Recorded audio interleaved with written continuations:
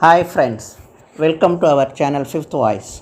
Today we are going to deal with the topic Anglo-French rivalry, which is a part of series of lecture on history of modern India. In previous videos we saw the coming of Europeans in the 16th and 17th centuries. There were 5 nations who came to India to establish trade with India, right? Among them British and French were the major power who stayed longer in India. In mid 18th century in Europe, there was a traditional rivalry of France and Britain fought for various wars. It had a spillover effect on all over the world wherever these two countries invaded or went for the trade. So this had a major impact even Indian subcontinent. Around 1740, France appointed Joseph François Dupleix as a Governor General of India. He landed in Pondicherry, that was east coast of India. Dupleix had a major dream to establish French Empire in India. So he studied the Indian political situation. So we have to understand the political situation of India that time. It was very crucial. Moreover, the Mughal Emperor Aurangzeb, who controlled almost the entire subcontinent, who died on 1707. After his death, Mughal dynasty had a major trouble. The quick succession of different rulers also weakened the strong Mughal emperor. Bahadur Shah I, who immediate successor of Aurangzeb, could not rule the country as Aurangzeb. Thereafter, Jalandhar Shah, then Muhammad Shah I. So there were major weakened successors in the Mughal dynasty, which led to emergence of regional powers in the subcontinent. In the north, Maratha were ruling, rulers like Shivaji established strong Maratha kingdom. At the same time, in South India, the regional powers like Hyderabad, Cochin, Thiruvangur also emerged. So now we are going to deal with first Carnatic War. Before that, we should understand that the traditional rivals in Europe, that is Britain and France, were involved in Austrian War of Succession. The Charles IV of Austria died. Then he didn't have a male successor. His daughter Maria Theresa was claiming the throne. Britain was supporting Maria Theresa. At the same time, French Empire opposed her. So this war also had an impact on India. The English East Indian Company and French East Indian companies were involved in the trade in India.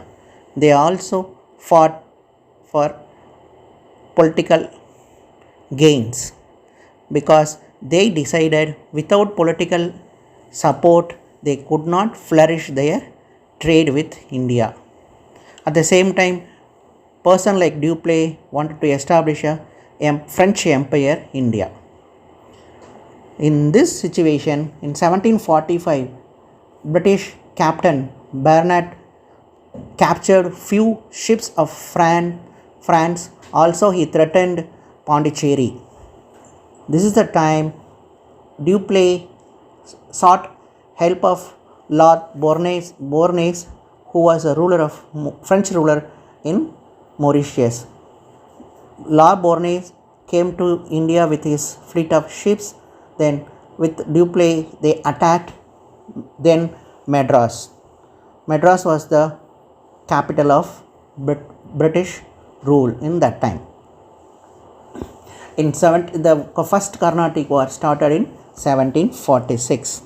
The French and British hostility happened in Carnatic region. The Nawab of Carnatic region was that time Anwaruddin. Anwaruddin did not like any hostilities of these foreign powers in his soil. He admonished both the powers in that time. But Dupleix promised that time he will hand over the Madras appropriate time to Anwaruddin. At the same time, British sought Anwaruddin's help to restore Madras. Anwaruddin sent his large force to Madras, captured the St. George Fort.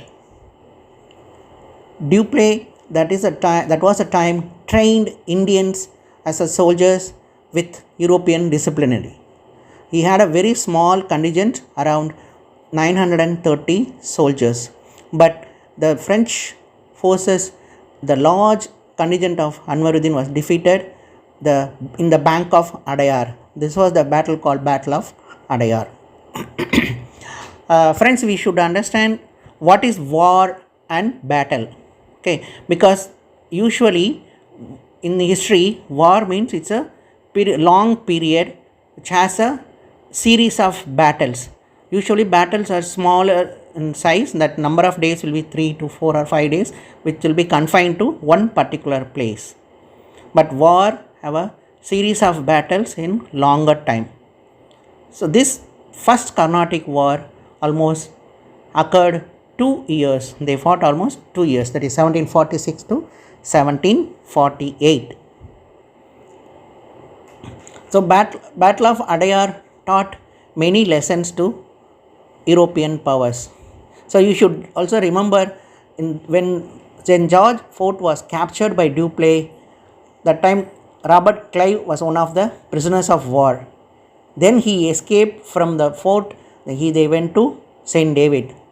So St. David was a small fort situated in a place called Kadalur in the east coast of Tamil Nadu. St. David also was threatened by the French powers. In the meantime, the War of Austrian, that is Austrian War of Succession, came to an end with the Treaty of Aix-la-Chapelle. Usually people here they pronounce it's a Aix-la-Chapelle, but it is X is a silence in French. It's the name actually called Aix-la-Chapelle Treaty. So the treaty had few provisions, that is Louisbourg, which is in Canada, was handed over to Britain by French. At the same time, Madras was handed over to Britain by France. So thus the first Carnatic War came to an end. Let us sum up the first Carnatic War. Friends, we should remember this was the first war fought between French and British powers in Indian soil. As I mentioned earlier, there were 5 nations who came to India, that is Portuguese, Dutch, Danish, British and French. Portuguese, they stopped their activities after the royal marriage between Charles II and daughter of John IV of Portugal. They left their activities in India. It's a tacit understanding between two powers. At the same time, in 1741, Dutch fought with then ruler of Travancore, Martanda-Varma I. In Battle of Colachel, the Dutch were completely routed out. Then they moved to Malacca region, that is present-day Malaysia and Indonesia. Then Dutch also had a conflict with British, so they moved slowly to East Indies, that is Indian Ocean, especially Indonesia. Danish did not succeed to establish any trade post except the smaller pocket of Tranquebar, that is Tarangambadi, in Tamil Nadu. So now it left with French and British. The first Carnatic War exposed the weakness of the military strength of the indigenous rulers like Nawab of Carnatic. Though they had a large contingent, but they could not stand with the modernized army of French or British. So thus British decided to develop their own army. Thus the Stringer Lawrence, who was there in St. George Fort of Madras, developed a first Indian contingent in British officers. Then a person like Dupleix also decided to influence the royal courts of smaller chieftains so that they could control the political power. At the same time, they could expand the trading activities. Thus, he interfered the war of succession in royal court of Hyderabad. So which will deal with second video, that is the reason for the second Carnatic War. British also decided to expand their political activities after the end of Carnatic War. Thank you.